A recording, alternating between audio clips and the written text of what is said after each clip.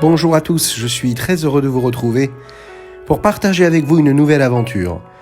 Aujourd'hui, la Parashat Korach, le premier épisode. Parmi les béné Israël qui sortaient d'Égypte, se trouvait un homme très riche, très intelligent et très respecté. Il s'appelait Korach. Korach était le cousin de Moshe Rabbeinu et il avait, pour ce dernier, une grande jalousie. Il voyait Moshe diriger le peuple tel un roi révéré. Aaron, son frère, qui était glorifié du titre de Kohen Gadol. Et il se mit lui-même à se dire « Mais pourquoi est-ce que moi je ne mériterais pas de devenir moi aussi Kohen Gadol ? Je suis pourtant le descendant de la tribu de Lévi.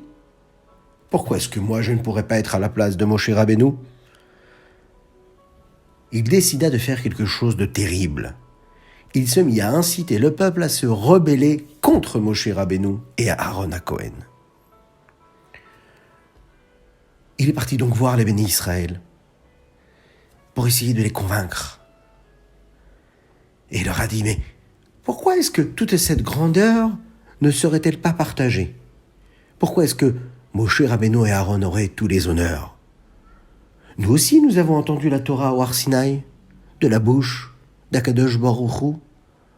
Nous sommes tous Kedoshim, nous sommes tous saints. Nous pouvons, nous aussi, recevoir tous les honneurs que Moshe Rabbeinu et Aaron reçoivent. Il réussit ainsi à convaincre 250 hommes très importants qui faisaient partie du Ham Israël. Et parmi eux se trouvaient Dathan et Aviram, qui étaient issus de la tribu de Réhouven. Et ils se rendirent tous devant la tente de Moshe Rabbeinu et Aaron.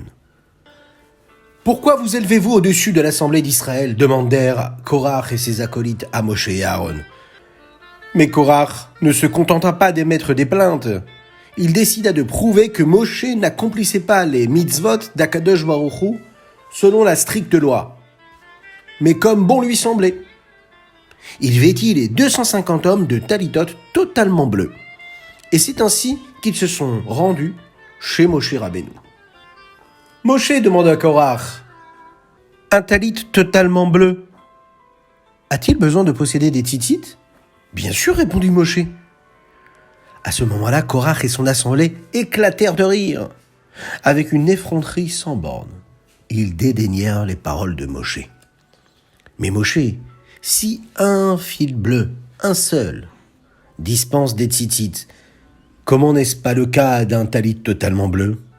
Et ils s'empressèrent d'ajouter que Moshe Rabbeinu inventait les mitzvot selon son désir et non selon la volonté d'Hachem. Il est évident que Korach et son assemblée étaient dans l'erreur. Akadosh Baruch Hu avait ordonné d'attacher au tzitzit un seul fil bleu, et non le port d'un vêtement qui serait lui-même totalement bleu.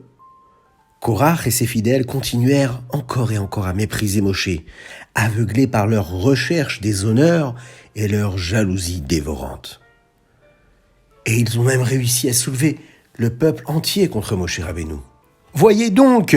s'exclama Korach. « Moshe avait promis de nous faire entrer en Eretz Israël.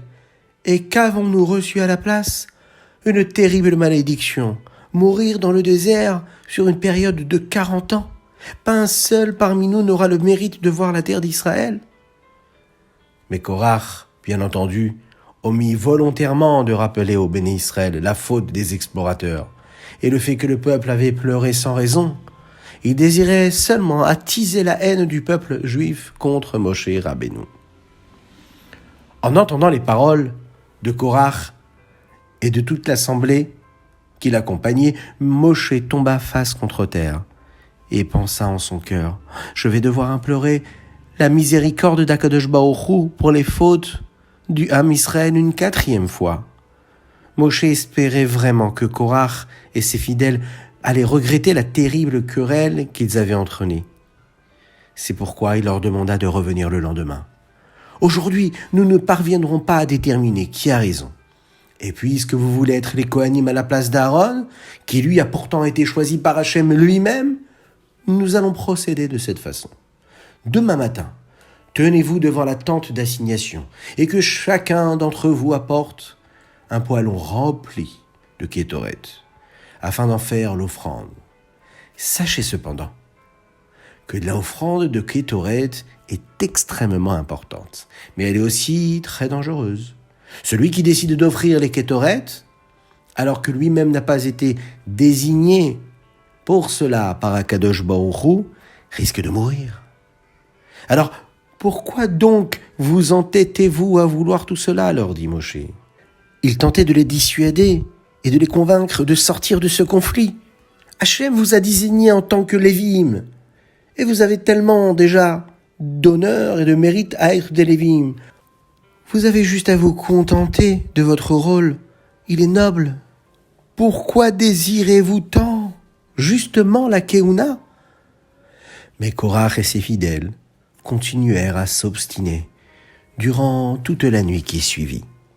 Korach souleva de plus belle les bénis Israël contre Moshe et continua à dire encore de mauvaises paroles sur Moshe Rabbeinu. Voilà pour notre épisode, le premier de la paracha de Korach. Toujours dire des belles choses sur nos prochains. La jalousie, nos chachamim nous disent, peut faire sortir un homme du monde. Le faire sortir de sa vie. La jalousie, la convoitise de ce que l'autre a. C'est tout ce qu'il y a de négatif et qui fait perdre toute la raison à une personne. Je vous dis à très bientôt, je vous souhaite plein de bonnes choses, qu'Akadosh Baruch Hu vous bénisse et qu'il vous protège et qu'il étende sa grâce sur vous. Je vous dis à très bientôt.